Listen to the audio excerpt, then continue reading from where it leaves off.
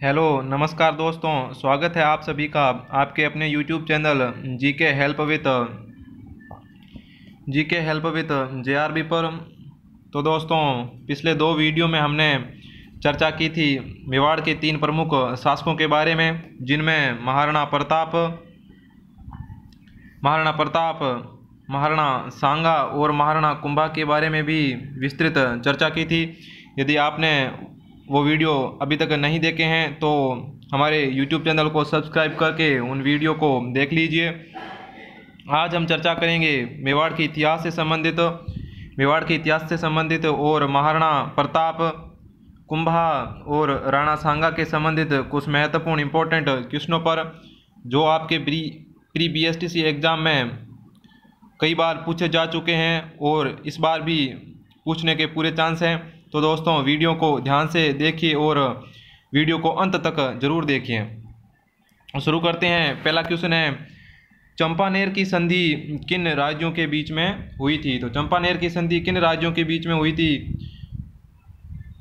तो चंपानेर की संधि थी वो मालवा और गुजरात के बीच में हुई थी। पहला ऑप्शन है मालवा और गुजरात, दूसरा मेवाड़ और मारवाड़, तीसरा है मेवाड़ और गुजरात, चौथा है मालवा और मेवाड़। तो जो चंपानेर की संधि थी वो मालवा और गुजरात के बीच में हुई थी। अब ये चंपानेर की संधि मालवा और गुजरात के बीच में 1456 ईस्वी में हुई थी। चंपानेर की संधि मालवा और गुजरात के बीच में 1456 ईस्वी में हुई थी, जिसमें महमूद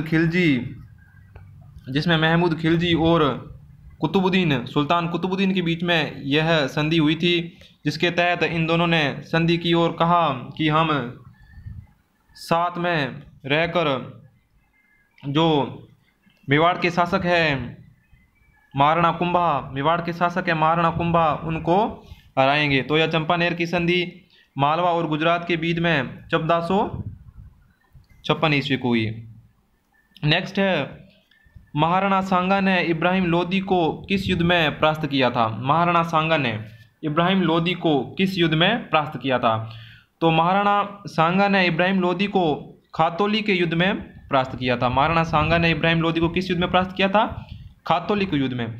खातौली का युद्ध 1517 ईस्वी में हुआ था। खातौली का युद्ध 1517 ईस्वी को हुआ था।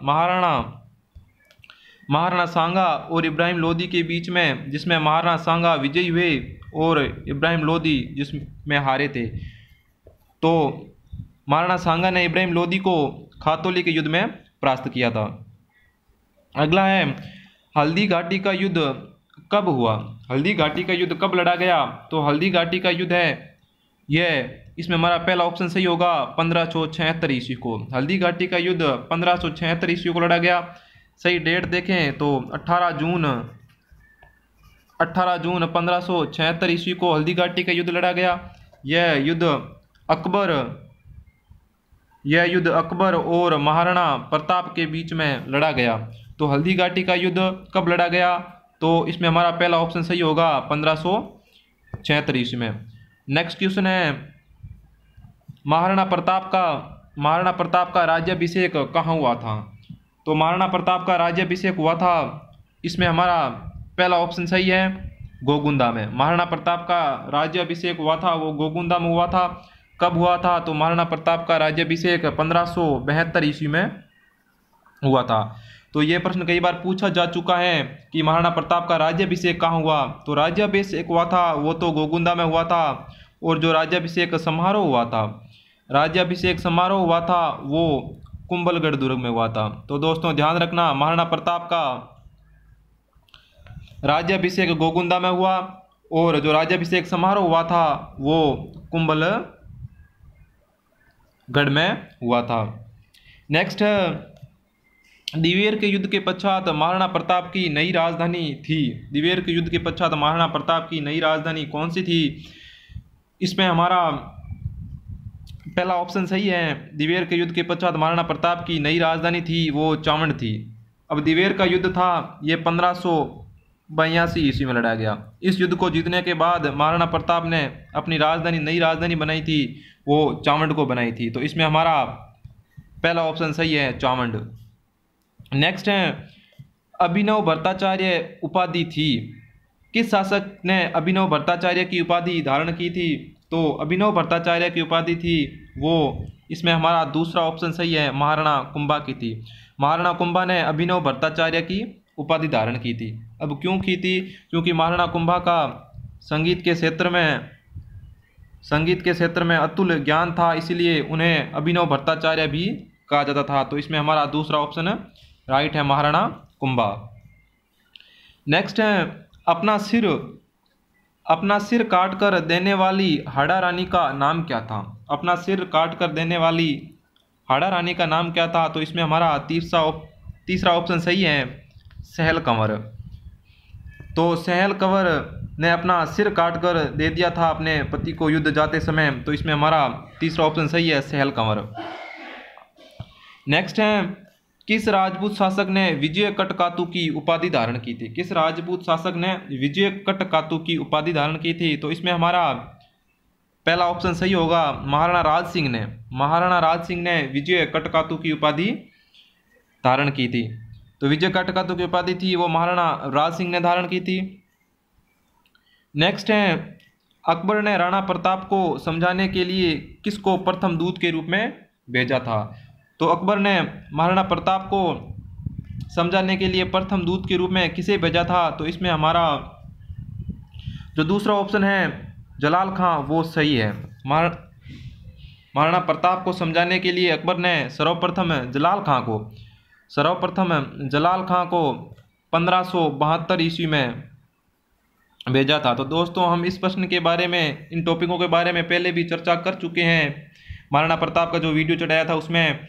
अब एक बार और देख लेते हैं कि कौन कौन से भेजे थे। तो महाराणा प्रताप को समझाने के लिए अकबर ने 4 जो दूत भेजे थे, जिसमें पहला था जलाल खां,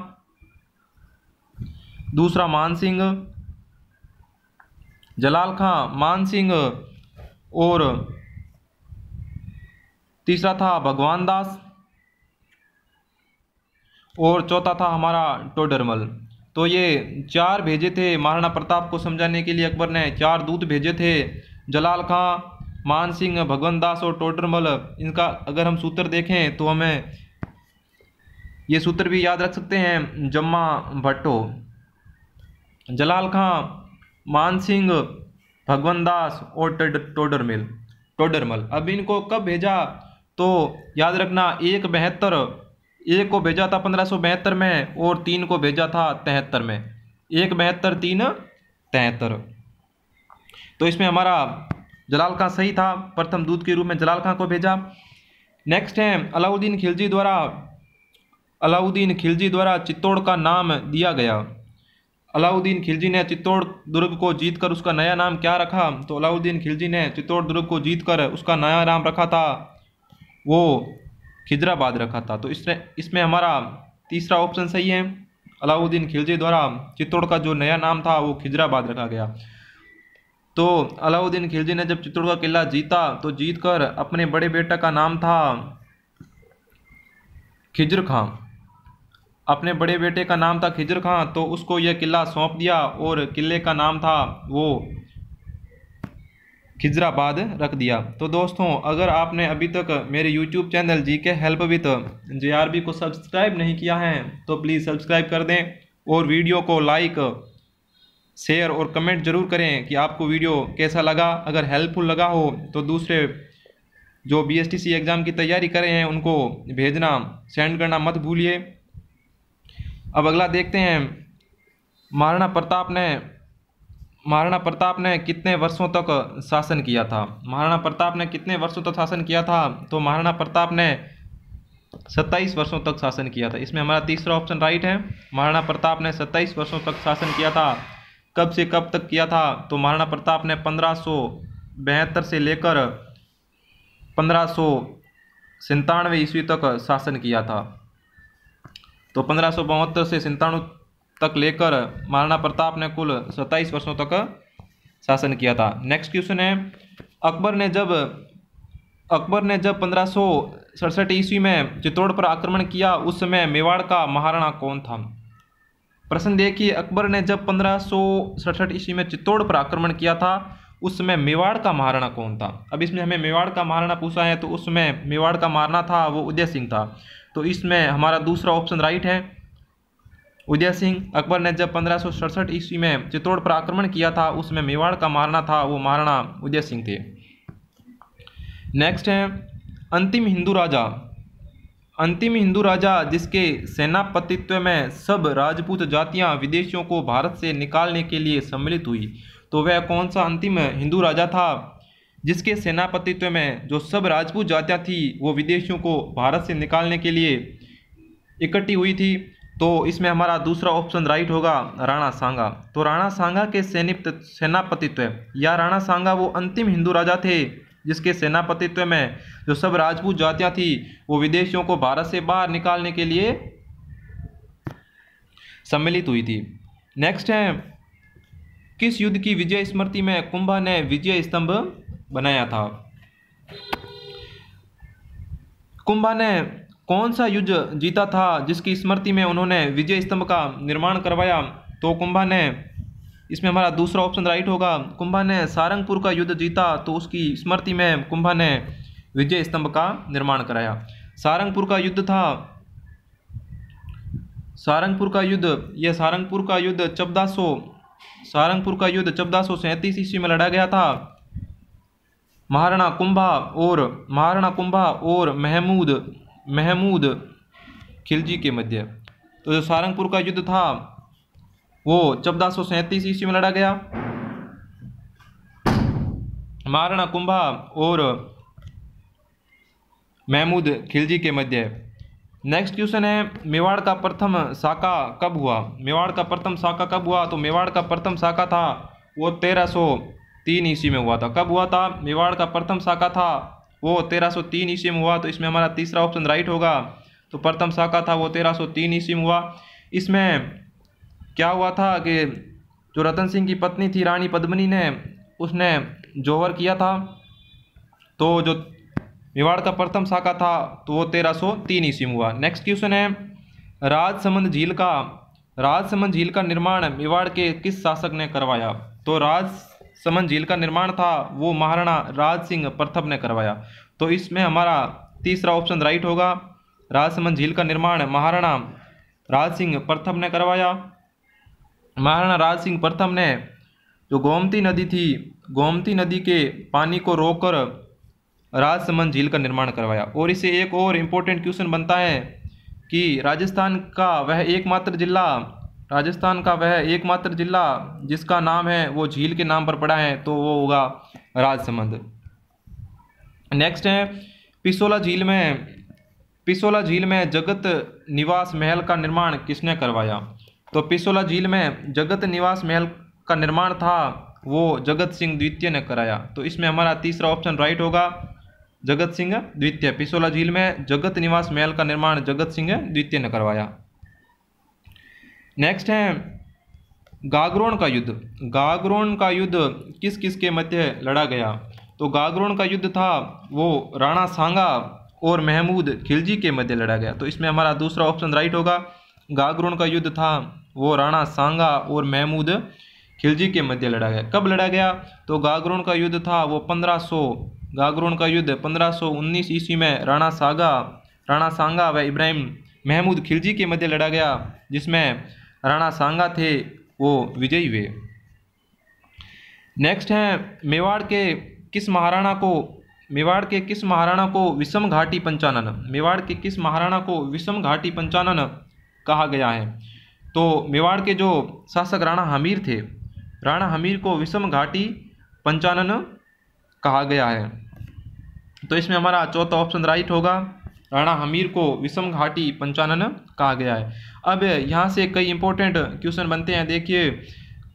तो राणा हमीर थे, इनसे ही जो मेवाड़ के शासक थे वो महाराणा, राणा हमीर से ही मेवाड़ के शासक थे वो महाराणा या राणा कहलाने लगे। मतलब 1326 ईस्वी से जो मेवाड़ के शासक थे वो महाराणा या राणा कहलाने लगे। तो ये कई बार एग्जाम में पूछा जा चुका है दोस्तों, याद रखना कि मेवाड़ का किस शासक से जो मेवाड़ के शासक थे वो महाराणा और राणा कहलाने लगे। तो इसका उत्तर भी होगा राणा हमीर, और विषम घाटी पंचानन भी राणा हमीर को ही कहा गया। नेक्स्ट है बप्पा रावल का मूल नाम क्या था? तो बप्पा रावल का मूल नाम था वो काल भोज था। इसमें हमारा तीसरा राइट होगा कि बप्पा रावल का मूल नाम था वो काल भोज था, तो तीसरा ऑप्शन सही है, काल भोज। नेक्स्ट है उदयपुर नगर की स्थापना किसने की थी? उदयपुर नगर की स्थापना किसने की थी? तो उदयपुर नगर की स्थापना थी वो उदय सिंह ने की थी। उदयपुर नगर की स्थापना थी वो उदय सिंह ने की थी। कब की थी? तो उदय सिंह ने उदयपुर नगर की स्थापना थी वो 1559 ईस्वी में की थी। तो उदयपुर नगर की स्थापना उदय सिंह ने 1559 ईस्वी में की थी, और इन्होंने चित्तौड़ से हटकर उदय सिंह ने चित्तौड़ से हटकर उदयपुर को अपनी राजधानी बनाया। तो ये भी कई बार पूछा जा चुका है कि उदयपुर नगर की स्थापना किसने की? तो उदय सिंह ने की। इसमें हमारा पहला ऑप्शन राइट है। नेक्स्ट है उदयपुर में सहेलियों की बाड़ी का निर्माण। उदयपुर में सहेलियों की बाड़ी का निर्माण किसने करवाया? तो उदयपुर में सहेलियों की बाड़ी का निर्माण था वो उदयपुर में सहेलियों की बाड़ी का निर्माण था वो संग्राम सिंह। उदयपुर में सहेलियों की बाड़ी का निर्माण था वो संग्राम सिंह द्वितीय ने किया। तो उदयपुर में जो सहेलियों की बाड़ी का निर्माण था वो संग्राम सिंह द्वितीय ने किया। याद रखना दोस्तों, इसमें हमारा चौथा ऑप्शन राइट है, संग्राम सिंह द्वितीय। नेक्स्ट है मुगलों से संधि करने वाला मेवाड़ का प्रथम शासक कौन था? मुगलों से संधि, वह मेवाड़ का प्रथम शासक जिसने मुगलों से संधि की या मुगलों के अधीन हुआ, तो वह था अमर सिंह प्रथम, जो महाराणा प्रताप के महाराणा प्रताप के पुत्र थे। तो अमर सिंह वो पहले शासक थे मेवाड़ के जिन्होंने मुगलों से संधि की थी। तो दोस्तों आज हमने मेवाड़ के इतिहास से संबंधित जो इम्पोर्टेंट क्वेश्चन थे उन पर चर्चा की, और पिछले 2-3 वीडियो में हमने राणा सांगा, राणा कुंभा और महाराणा प्रताप के बारे में भी चर्चा की। दोस्तों अगर आपने वो वीडियो नहीं देखे तो पीछे डिस्क्रिप्शन में इनका लिंक दिया हुआ है, जाके देख लीजिए। और आज का क्वेश्चन ऑफ द डे है जिसका आंसर आपको कमेंट बॉक्स में देना है। ये है कि किस युद्ध को कर्नल टोड ने या कर्नल जेम्स टोड ने मेवाड़ का मैराथन कहा? तो किस युद्ध को कर्नल जेम्स टोड ने मेवाड़ का मैराथन कहा? तो इसका ऑप्शन है हल्दी घाटी का युद्ध, खातौली का युद्ध, खानवा का युद्ध या फिर दिवेर का युद्ध। इसका उत्तर है ये आपको नीचे कमेंट बॉक्स में देना है। और दोस्तों एक बार मैं आपको फिर याद दिलाता हूँ कि अगर आपने वीडियो को लाइक नहीं किया है तो लाइक कर दीजिए, और हमारे channel GK help with JRB को सब्सक्राइब जरूर करें। तो दोस्तों मिलते हैं अगले वीडियो में। थैंक यू, धन्यवाद, जय हिंद, वंदे मातरम।